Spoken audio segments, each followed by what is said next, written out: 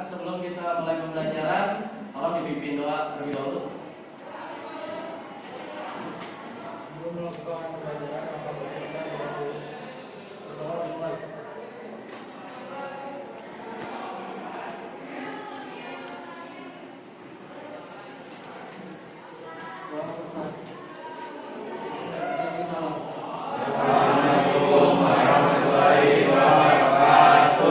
Waalaikumsalam warahmatullahi wabarakatuh.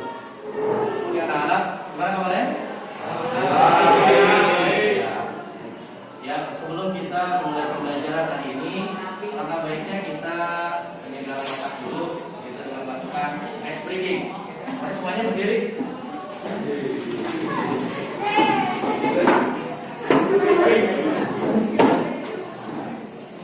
Ice breathing. Semua ice breathing. Ya. Oke, sekarang fokus dengan kata-kata saya. Ya, fokus dengan kata-kata saya. Ya. Semuanya siap-siap? Tangan, kepala, pundak, lutut, kaki. Kepala, pundak, lutut, kaki. Kepala, lutut, pundak, kaki. Masih belum fokus? Kita ulang kembali. Ya, nanti percepat dikit.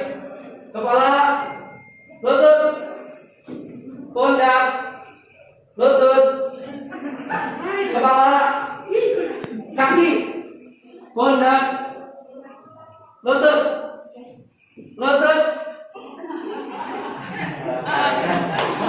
Ya, oke, silakan duduk kembali. Ya, ya, lutut, kaki, lutut. Ya, ya. Gunanya ice breathing adalah itu juga olahraga. Kedua, juga melatih fokusan kita terhadap sesuatu. Ya, kalau katanya fokus terhadap ucapan, ya fokus terhadap ucapan. Tapi kalau fokus terhadap gerakan, ya fokus gerakan. Nah, sedangkan di situ ada dua, gerakan dan ucapan. Jadi itu yang harus difokuskan. Sama kayak kehidupan kita juga harus fokus. Ya, masih pagi harus tetap fokus. Ya, jangan melenceng, jangan ngantuk.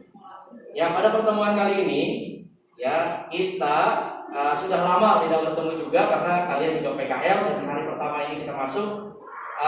Ini setelah kita melewati PTS kemarin, kita sudah melewati 2 bab.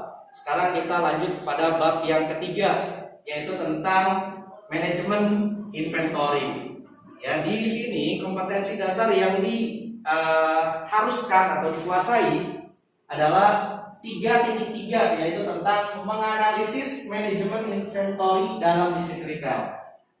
Yang kedua itu KD atau kompetensi dasar untuk keterampilan 4.3, itu melakukan manajemen inventory dalam bisnis retail. Ya, seperti apa sih manajemen inventory itu?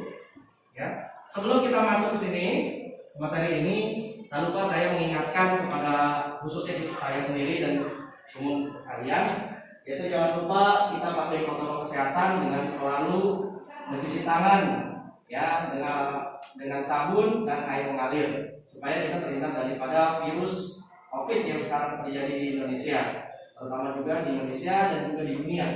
Dan kedua, jangan lupa pakai masker selalu, ya, maskernya harus diganti. Jika pakai masker kain harus dicuci dan diganti. Tapi kalau pakai masker medis sehari harus ganti. Ya. Terus yang ketiga adalah social distancing, menjaga jarak, ya, agar kita terhindar daripada penyebaran virus COVID. Di sini materi untuk manajemen inventory. Manajemen inventory itu kita kenal dengan namanya persediaan. Ya, inventory itu nama lain daripada persediaan. Pengertiannya di sini menurut Ikatan Akuntan Indonesia atau IAI atau IAI pada tahun 2002 halaman 127, persediaan adalah barang yang tersedia untuk dijual dalam kegiatan usaha barang yang masih dilakukan proses produksi atau barang dalam bentuk bahan. Nah, atau perlengkapan untuk digunakan dalam proses produksi atau pemberian jasa. Ya, itu menurut Ikatan Akuntan Indonesia. Sedangkan di sini dapat disimpulkan persediaan adalah sejumlah barang jadi, bahan baku, dan barang dalam proses yang dimiliki perusahaan dengan tujuan untuk dijual atau diproses lebih lanjut. Dalam perusahaan dagang, persediaan barang dagang adalah barang yang dibeli dan disimpan sementara atau disebutnya persediaan barang jadi. Jadi dalam perusahaan dagang itu cuma ada satu ya komponennya, yaitu persediaan barang jadi. Dan kemudian diklasifikasikan menjadi dua, yaitu barang yang dibeli dan juga disimpan sementara. Ya, itu namanya perusahaan dagang. Beda lagi dengan perusahaan manufaktur. Ya, persediaan barang diklasifikasikan menjadi persediaan bahan baku, persediaan barang dalam proses, persediaan barang jadi, barang dalam perjalanan, dan barang konsinyasi. Ada yang mau ditanyakan? Ya. Saya harap tidak ada. Kalau tidak ada, saya lanjut. Yang kedua, klasifikasi persediaan perusahaan manufaktur. Nah, tadi sudah dijelaskan ada dua, ada perusahaan dagang dan ada perusahaan manufaktur. Perusahaan manufaktur yang tadi disebutkan tadi, yang pertama adalah persediaan bahan baku. Itu disebutnya raw material inventory. Ya, bahasa Inggris seperti itu. Pengertiannya merupakan barang yang berwujud bahan baku yang akan diproses menjadi barang jadi. Ada dua jenis bahan baku, yaitu bahan baku langsung adalah bahan yang dapat diidentifikasi langsung dalam produk. Dan yang kedua, bahan baku pembantu adalah bahan yang tidak dapat diidentifikasi dalam produk.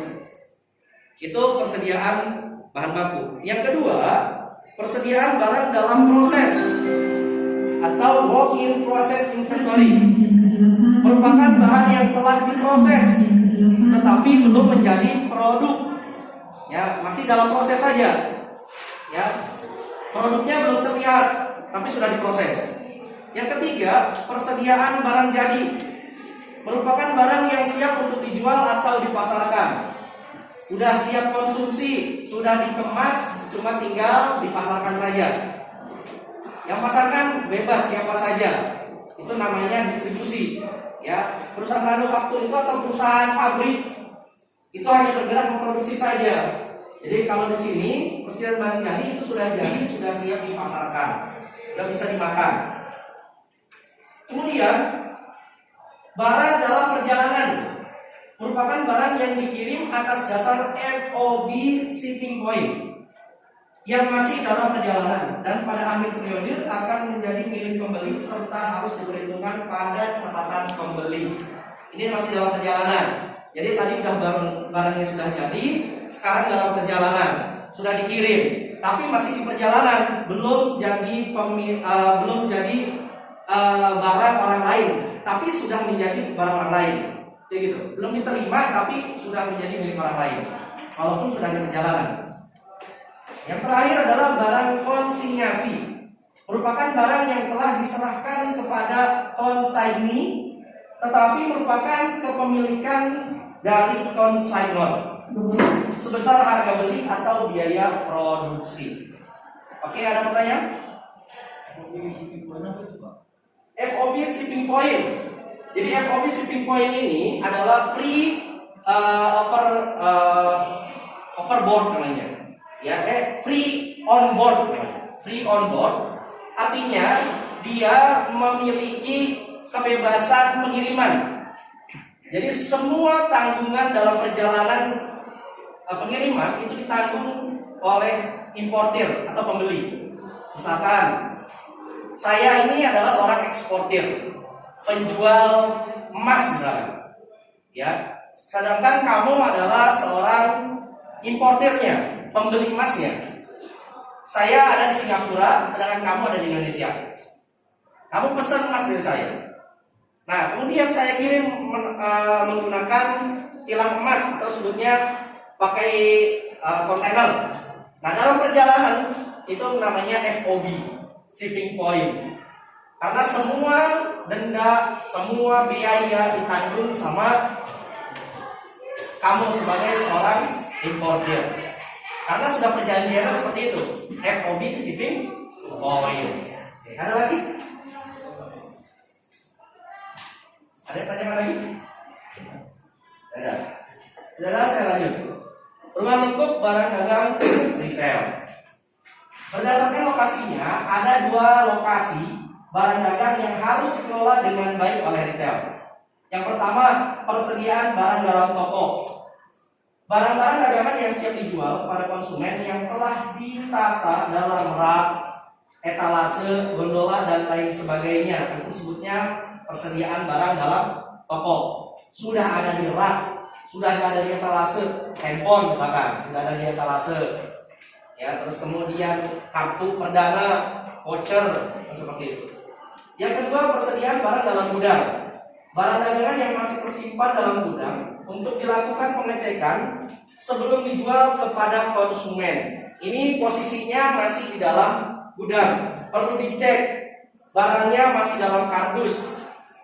Kita tidak tahu barang itu dalam kondisi rusak atau kondisinya utuh, atau bisa juga tidak ada isinya karena masih dalam kardus. Itulah perlu pengecekan di dalam gudang. Yang keempat, tujuan manajemen persediaan.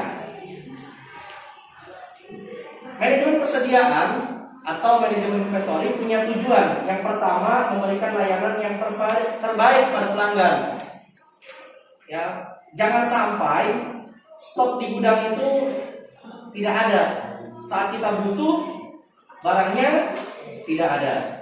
Hanya harus memberikan layanan terbaik. Terus kemudian menghadapi fluktuasi harga. Apa fluktuasi? Berubah-ubah. Fluktuasi itu berubah-ubah. Kadang harganya naik dan kadang juga harganya turun. Nah, itu harus disiasati itu, terutama bagian persediaan. Yang ketiga, mengantisipasi kemungkinan terjadinya kekurangan persediaan. Nah, kekurangan persediaan itu biasanya kadang-kadang ya, ada barang yang memang susah dicari, saking lakunya susah dicari, akhirnya persediaannya tidak ada. Sedangkan permintaannya banyak, ya, stoknya tidak ada. Sudah pesan berkali-kali tapi tidak datang juga. Itu karena persediaan dari pabriknya sendiri itu tidak ada. Kadang juga telat dalam produksi. Karena kan produksi itu kalau barangnya lagi laku, gencar-gencaran, baru jadi kirim, akhirnya tidak ada stok. Ada juga yang seperti itu. Yang terakhir, memperlancar proses produksi. Nah, tujuan manajemen persediaan ini adalah yang terakhir, memperlancar proses produksi.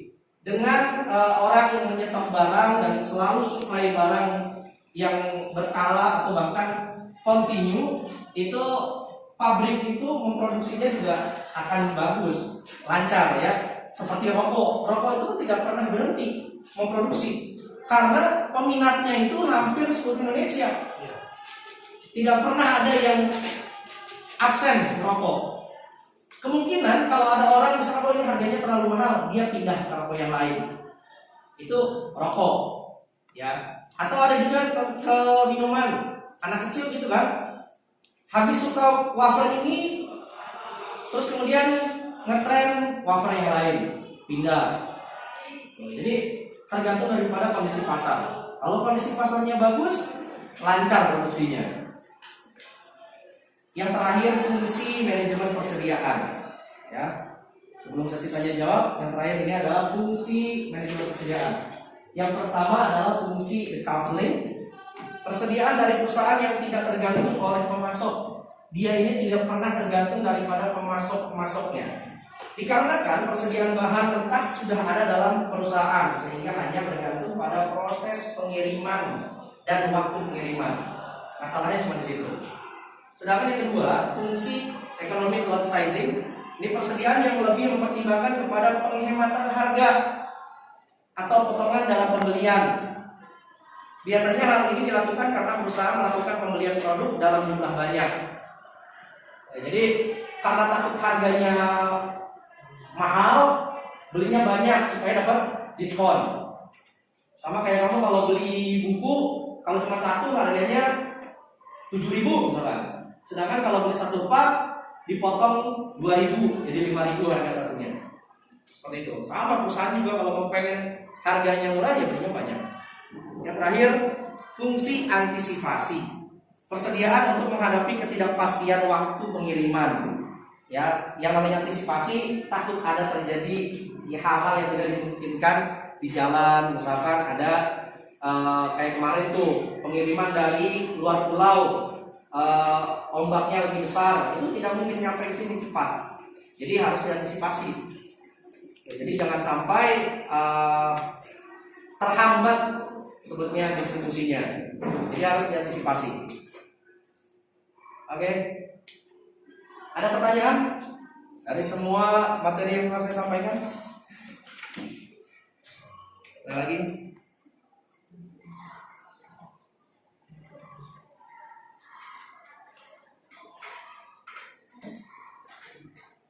Ada?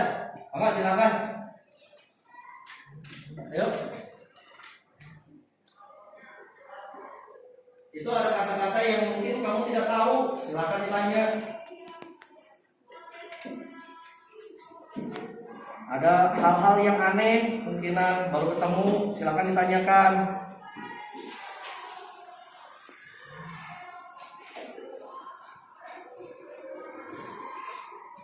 Nah, kalau gitu saya akan yang melakukan pertanyaan. Apa tujuan seorang pramuniaga menyetop dan menyusun kembali barang dagangan yang ada di rak, etalase atau gondola? Sering kita lihat kan, ada pramuniaga di Indomaret suka bersihin, terus kemudian disusun kembali, terus kemudian dirapikan kembali. Padahal nanti ada orang lagi datang kan ngacak-ngacak, tapi tetap aja diberesin lagi. Itu tujuannya apa ya? Terlihat rapi. Terus apa lagi? Agar menarik. Ada lagi? Udah dua. Agar rapi, agar menarik. Agar lebih mudah dicari. Agar lebih mudah dicari. Jadi kalau susunnya banyak kan sampai depan, orang yang lihat dari luar kelihatan ya. Oh itu ternyata mie-nya. Biasanya mie itu ya. Oh, kan mie itu macam-macam tuh. Ada sedap, ada indomie kan. Ya. Jawabannya agar konsumen tidak berpikiran bahwa retail tersebut kehabisan stok. Ya, untuk barang tertentu dan rak toko harus terlihat penuh agar terlihat menarik. Ya, itu semua tadi betul. Yang berikutnya, apa pengertian dari barang fast moving? Fast moving. Fast artinya cepat. Kalau moving, move. Bertindak. Pindah. Cepat berpindah berarti. Ya, berarti apa artinya? Barang yang cepat berpindah. Kalau kita pahami, kalau ngomongin barang cepat berpindah maksudnya apa? Barang apa sebetulnya? Cepat berpindah. Dari warung cepat ke orang, berarti sebetulnya apa barangnya? Laku. Ya, laris. Ya, barang yang laku keras di pasaran dan peredarannya cepat. Itu namanya barang fast moving. Kebalikannya, kalau barang slow moving, barang yang lakunya lambat, bukan tidak laku, tapi lakunya lambat atau lama. Ya, barang yang peredarannya tidak terlalu cepat di pasaran, tapi masih dibutuhkan oleh konsumen. Contohnya apa? Sapu, ya, orang punya sapu itu tidak mungkin satu hari ganti. Ya, bisa kemungkinan ada yang sampai 3 bulan, bahkan sampai setengah tahun. Ya, mungkin kalau anaknya rada nakal, mainin sapu cepet. Mungkin sebulan sekali beli sapu. Ya, jadi tergantung kondisi. Tapi tetap dibuat ya? Tetap dibutuhkan? Terus apa lagi? Sabun mandi. Cepat sabun mandi. Ya kalau sabun cair mungkin cepat ya. Sikat gigi. Sikat gigi. Kalau sikat giginya itu pakai semangat ya mungkin ya. Bantal, apalagi udah penuh pulau ya. Saya ganti spraynya, ganti sarungnya. Spray ya. Oh, kalau spray harus banyak punyanya ya. Oh, ini harus banyak kan. Apa? Baju. Kalau kamu setiap bulan ganti baju.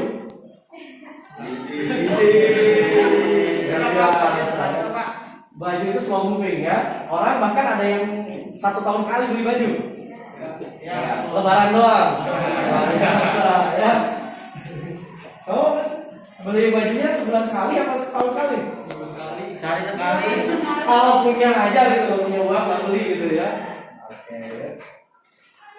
Apa saja biaya yang ditimbulkan akibat persediaan barang dagang? Modal usaha. Terus apa lagi? Apa ngomongnya apa ini? Tempat. Hah? Tempat. Menyetok barang. Terus apa lagi?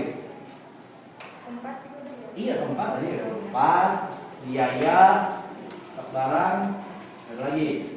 Jawabannya biaya pembelian, biaya betul ya, biaya pembelian, biaya pengadaan, biaya penyimpanan, dan biaya kekurangan persediaan. Itu biaya yang ditimbulkan akibat persediaan barang dagang.